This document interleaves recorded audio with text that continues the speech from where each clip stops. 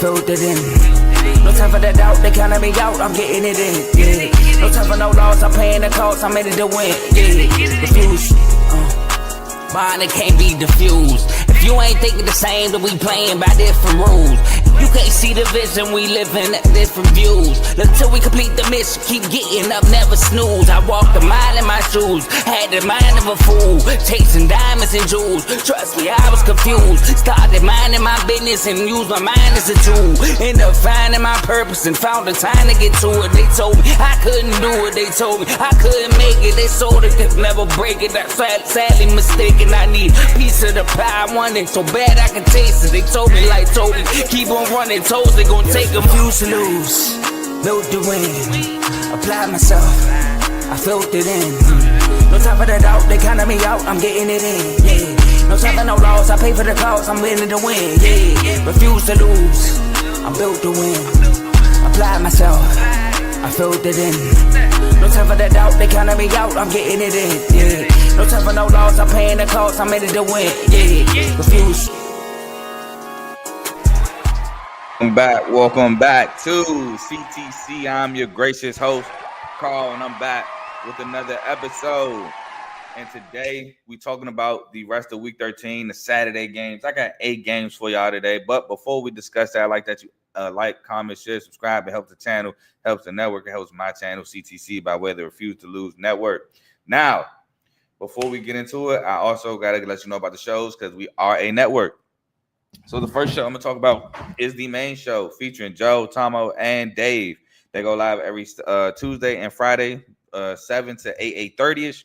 So make sure y'all tune into that. Yesterday was a fun episode.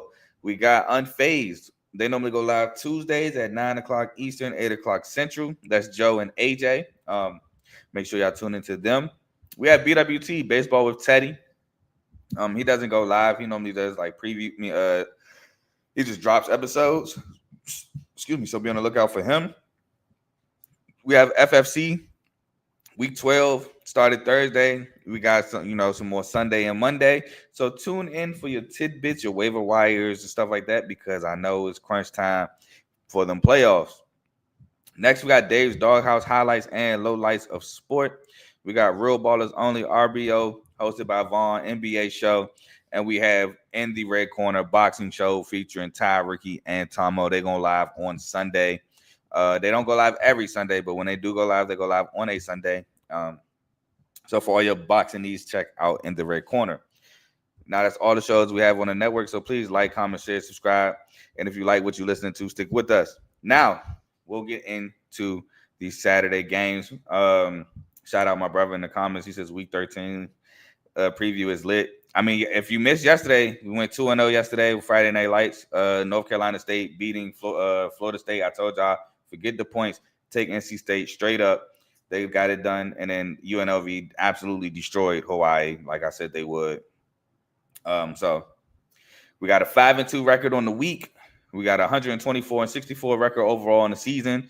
And we're going to start with the 22nd ranked Missouri Tigers at the 8th ranked Oklahoma Sooners. Now, Mizzou, Bo Prabula is looking to be back for the Missouri Tigers, so welcome him back. But did he rush back? I think that he did rush back from a dislocated ankle that happened not even a month ago, or maybe a month ago at the most. But I think he rushed his way back, but he is back nonetheless. You got to establish Ahmad Hardy, the running back for Mizzou. He's tough after contact. He's tough to bring down. You got to force some turnovers if you're Mizzou. Oklahoma did a good job last week of forcing turnovers against Alabama, but Alabama didn't force any against Oklahoma, and I think that was the difference in the game. I think if Mizzou could force some turnovers and Norman's take some of that momentum away, that'd be huge. Contain John Mateer's legs, which, I mean, the passing game for Oklahoma has looked kind of anemic as of late. And you got to put up points against Oklahoma. You got to put up points. Now, if you're Oklahoma, pressure Bo Prabula. Let's test out that ankle. Let's see if he came back too fast. Maybe he did. Maybe he didn't. We'll find out today, though. Establish the run. Force turnovers of your own, because, like I said last week, it was huge for you if you're Oklahoma. Stop Ahmad Hardy on first contact, because, again, Ahmad Hardy is good at getting yards after contact. And your offense has to be flat out better, man. The fact that Oklahoma put up 17 points. No, excuse me. Yeah, 17 points off turnovers. They put up a touchdown after the fumble by Ryan Williams on the punt. They put up a pick six, and then they had a field goal off the fumble by Todd Simpson. And you still only had 23 points is concerning if you are Brett Venables and the Oklahoma Sooners. But I'm going to go with Oklahoma, man. I'm going with Oklahoma to win this. Why? Because the Sooners defense is just that elite. I think this defense is super elite. That they're going to set up Oklahoma for success. I do think Mateer and this offense can put up points against the Mizzou, and this defense of Mizzou isn't. I don't want to say they're elite. They're good. They're okay, but I do think Oklahoma with the speed on the outside and Xavier Robinson stepping up in that backfield, I do think they put up some points here. I do think they suffocate this Mizzou offense. I think they do a good job of stopping Ahmad Hardy on first contact. Excuse me. And like I said, I do think Bo Pribula rushed back from this ankle injury. So I'm going to take Oklahoma in this one. Next, we got Minnesota 6-4, kind of reeling at Northwestern, who they got bowl implications on the line. They are currently 5-5. A win here, they are bowl eligible. A loss here, then they'll have to wait till next week. This game is I think this is also at Wrigley Field. 12 o'clock on Big Ten Network. So for Northwestern, this is a big game. It's a big game. You want to be bowl eligible. You want to take advantage of the fact that Minnesota has been dropping games. If you're Minnesota, you want to get back on track. And this is a game to do so. But I think this game is going to be very defensive. So Minnesota, you got to establish the run. I believe Darius Taylor should be back. But even when he's back, he came back one game, played a play, and he was out again. So I'm going to just say establish the run. Because even if Darius Taylor is back in the lineup, will he be able to play the entirety of the game? But it says he is. They say he should be back. So we'll see. But in any case, you want to establish the run period. Protect Drake Lindsey. You got to protect Drake Lindsey. I gave him props. And then when I gave him props, it was right before the Iowa game, and he has burned me since. So, got to protect Drake Lindsey. Pressure Preston Stone. We see when Preston Stone is off his spots, it can get kind of ugly. Get the ball to Javon Tracy and LeMahieu Brockington, and you got to stop the run if you're Minnesota. Now, if you're Northwestern, you got to establish Cam Kumalafe, the running back, who's actually having a great year with Cam Porter being out. He's having a great year. You want to force turnovers, because that was key in almost beating Michigan. Northwestern had 2 picks and a fumble to almost beat Michigan. It's just Michigan went on that late game drive to kick the field goal and win. Pressure Drake Lindsey, because when Drake Lindsey is pressured, he will turn that ball over. Stop the run, and you got to finish drives. That was also a problem for Northwestern last week. They would get to the red zone. They would get inside the 10, heck, even inside the 5, but they could not punch the ball in the end zone against the Michigan Wolverines. And that was a big problem as well. They were settling for field goals, even though the ball was on the 1, on the 2. Couldn't get the ball in the end zone. That has to change this week against Minnesota. And I think it does, which is why I'm going with Northwestern to win this ball game. Northwestern defense is really good. It's on display every week. I mean, it was definitely on display against Michigan last week. I think they have a really good defense. I think they can really give Minnesota some trouble. The fact that they're in Chicago is also a plus at Wrigley Field. Because honestly, if this game was in Minnesota, I may lean the other way. But I do think being in Wrigley Field is a plus for Northwestern. I think they get to Drake Lindsey. I think they pressure him. I do think they force a couple turnovers. And like I said, Cam Kumalafe is having a good year. So I'm rolling with Northwestern in this ball game. And we move on to a game to where at this point, Louisville is just playing spoiler alert. We got Louisville at SMU, 12 o'clock on ESPN2. Now, like I said, Louisville, even though they're 7-3, they played themselves not only out of the ACC championship, but they played themselves out of the college football playoffs, losing back-to-back games to Cal in overtime, and then last week just keep shooting themselves in the foot against Clemson.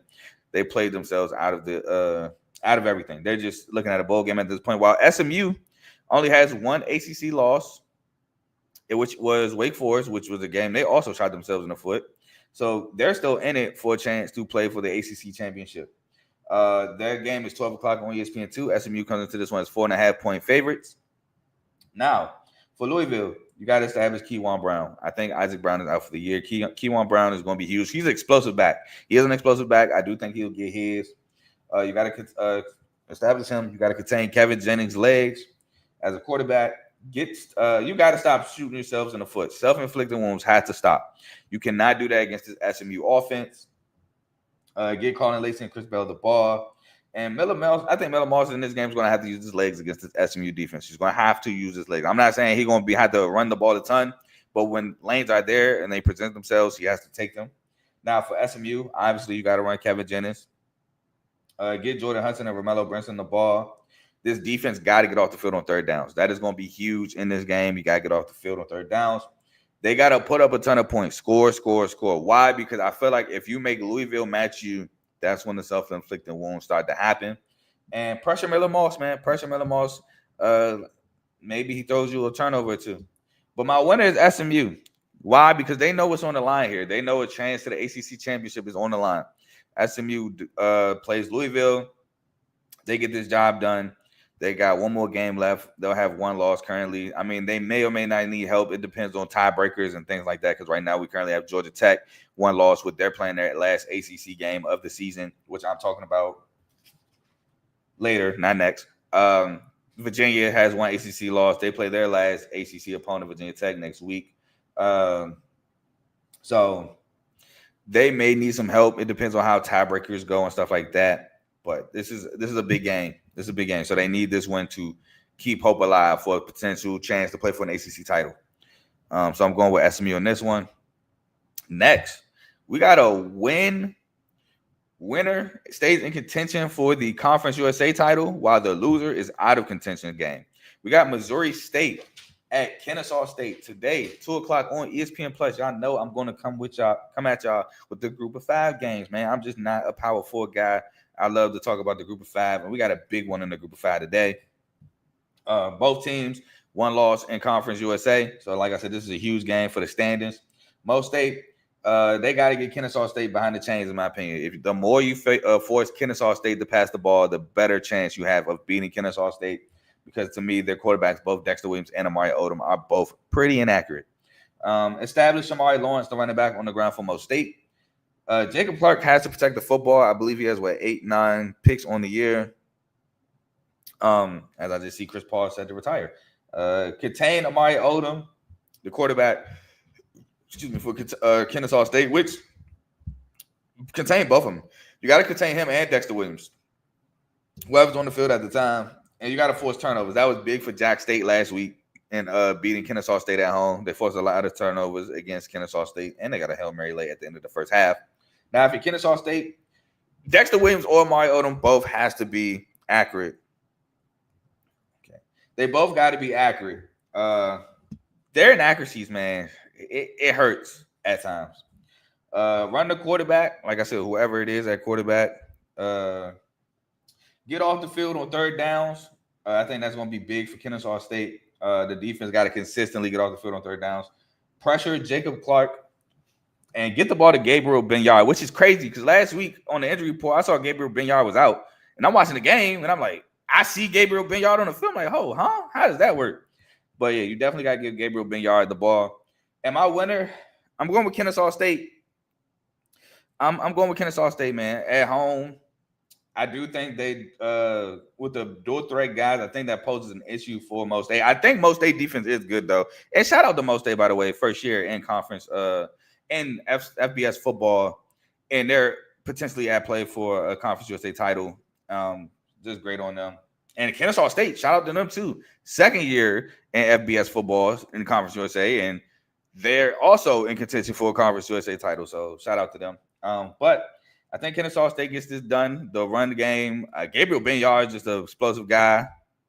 Things gonna be tough. Tough to stop him. I do like Mo State, though. I think this is a close game. I'm not mad at anybody taking Mo State plus the points, but I think Kennesaw State gets this one done in a close one. Next, we got a huge game here.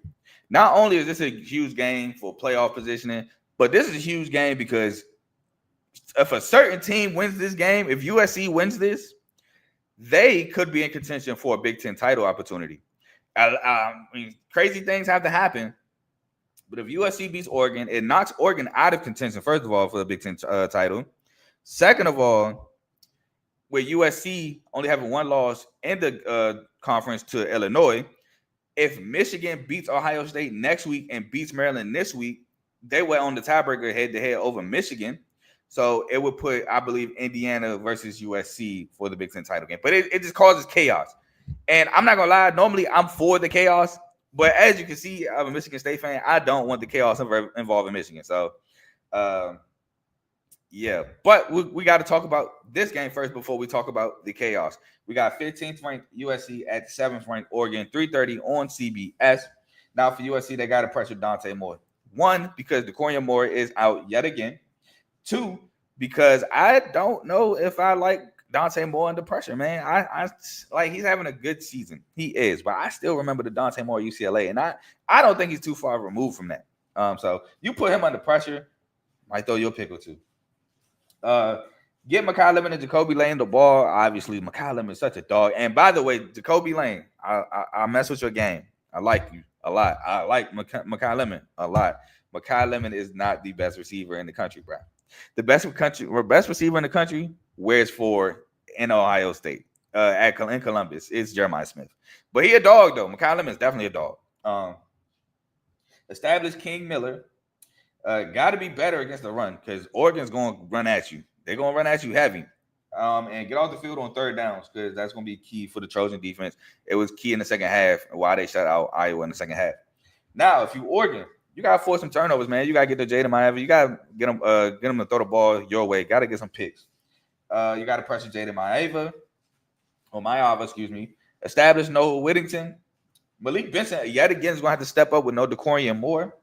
And you got to strike first, in my opinion. Austin Stadium is going to be rocking. I feel like if you strike first, you get up on USC like Iowa did. Difference is you're at home this time. It might be tough for Lincoln Riley and his offense to bounce back. But my winner, I'm going with the upset. I'm taking USC. Why? Although I think Oregon has success on the ground, I think Oregon is very beatable. I'm sorry. I'm not sold on Oregon like some are. And I think USC is a really good ball club. I think Jaden Maeva moves the ball around the yard a lot. I think he spreads the ball around the yard. I think Makai Lemon has another day. And I think USC puts Oregon in some uncomfortable situations with no DeCorian Moore. I think it's tough for Dante Moore to get him out of him. So I'm going with USC, man. I think USC gets a close victory on the road. And it's a rivalry game. USC, both teams got some big-ass stake. I'm going with USC, man. I think they get it done on the road. I like the USC Trojan offense just a little bit more than I like the Oregon Ducks offense. The defense for Oregon is tough. Don't get me wrong. I do think Oregon defense comes to play as well, but I just think, man, King Miller's been having a year. He has another day. Makai Lemon, he's so tough to stop. He's just been such, I don't want to say security blanket, but kind of for Jaden Maeva. So I'm taking USC in the upset. Next, we got TCU, a team that I was high on the preseason at Houston. Houston's coming to this game as a 1.5 favorite. This game is 4 o'clock on Fox. For TCU, you got to contain Connor Wakeman's legs. He's a runner, man. He can definitely run the football. And I think that's kind of an underrated part of his game. Josh Hoover got to protect the football, man. 10 picks on the year. I like Josh Hoover. I do. But I've always said he has a turnover issue, and it's kind of rearing its ugly head again this year. Like I said, with the 10 interceptions. Get Eric McAllister the ball. Again, there will be no Kavorian Barnes, so Jeremy Payne and Trent Battle has to step up in the running back position. And you got to stop the run because that has been kind of Houston's bread and butter too with Dean Connors and Connor Wakeman. Now for Houston, pressure Josh Hoover, man. Like I said, he has 10 picks on the year. You put some pressure on him. Maybe Latrell McCutcheon gets an interception. One of them guys in the stingy secondary gets a pick. Established Dean Connors on the ground. The transfer from Rice was having a great year. For the Houston Cougars. Get Amari Thomas and Tanner Koziel the ball. Force turnovers and run Connor Wegman, the quarterback. I think, again, like I said, underrated part of his game is his legs. And my winner is Houston, man. I'm going with Houston at home. TCU's kind of reeling right now. Houston, on the other hand, has been playing great football. And Houston, I think, is still in contention for a Big 12 title shot opportunity. They only have one loss on the year, and that one loss is to Texas Tech. So Houston's still in contention, man. So if Houston can get the job done, I want to see who Houston plays the last game of the season real quick. But I know that Houston they still got something to fight for, and they could.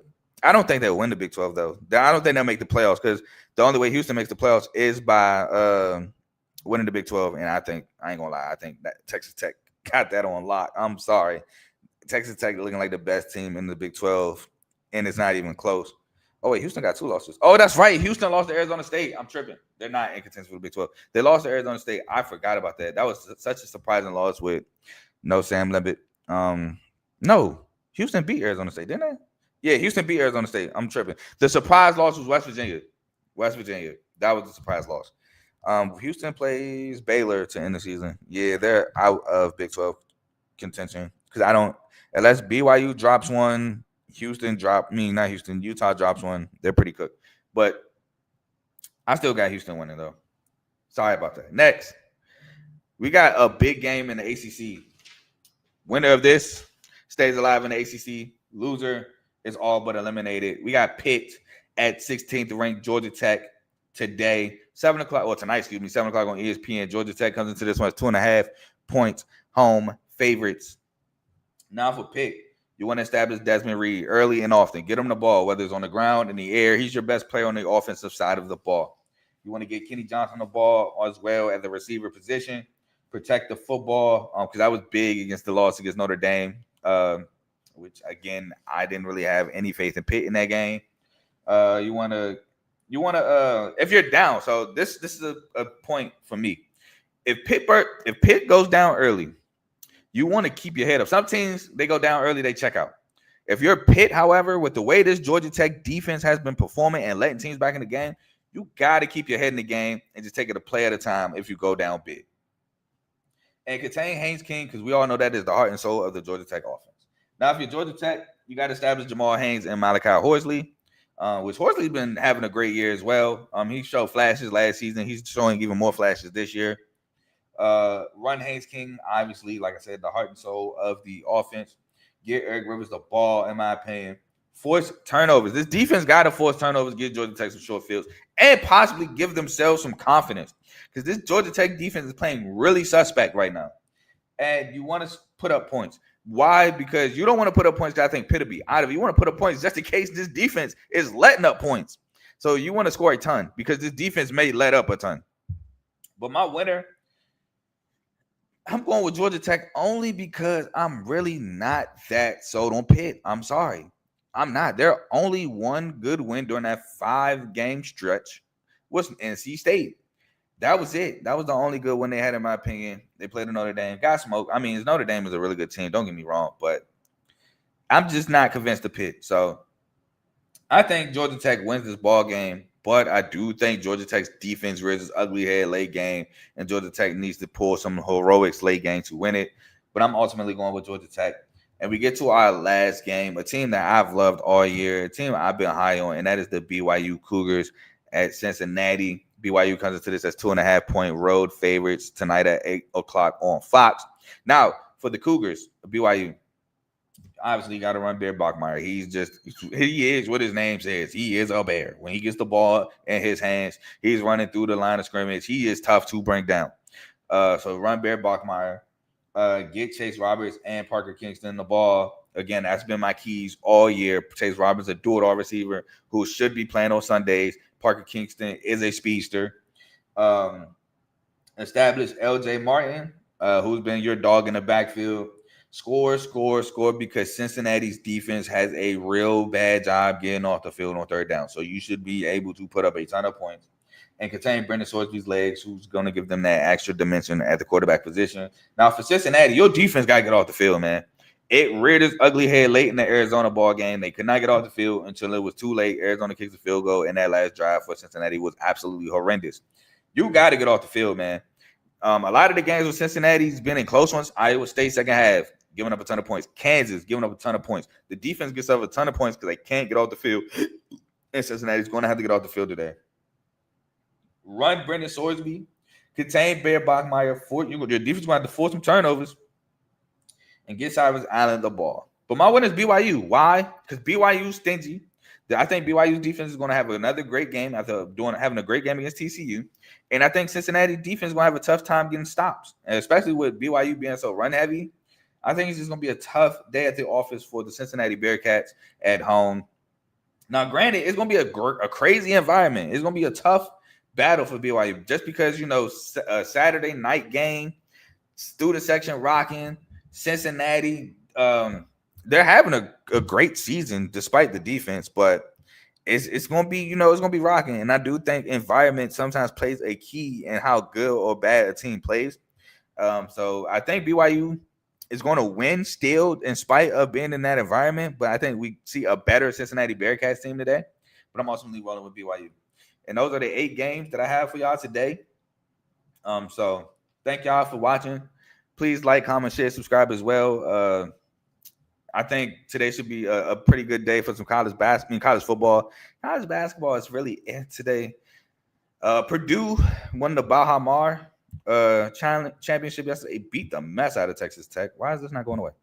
All right, beat the mess out of Texas Tech yesterday. Wake Forest finally closed the game. They won at the buzzer against Memphis. Shout out to them in the consolation game.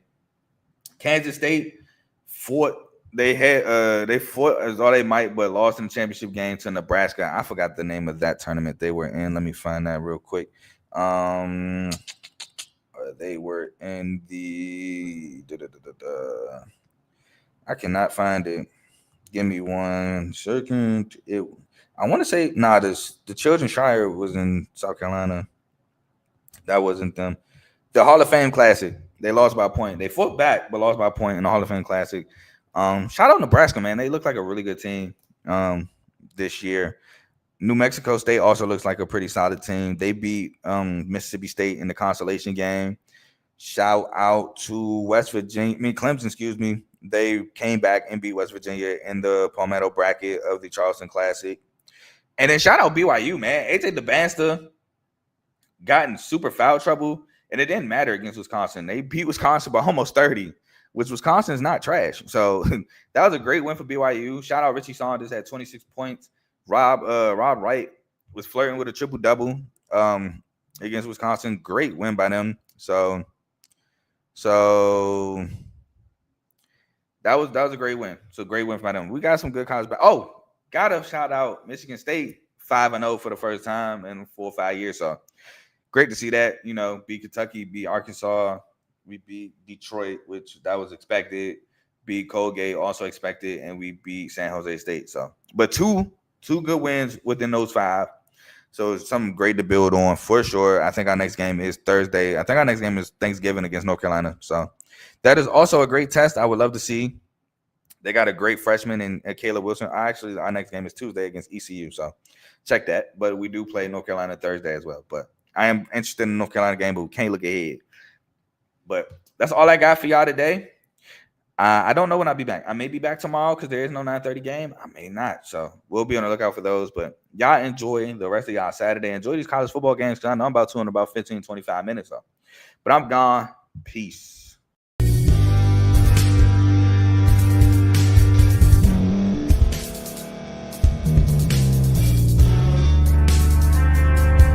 Thank you for staying to the end. If you're watching this on YouTube, please like this video, subscribe, and also hit that notification button so you can be notified next time we put out a video. If you're listening on any podcast platform, subscribe and hit that notification button, y'all, so you can be notified we put out another podcast audio. And last but not least, hit that share button. No matter what you're listening to or watching it, hit that share button and send it to somebody that you know that would love to watch this episode you just listened to. So once again, thank you for staying to the end, and we'll see y'all in the next episode.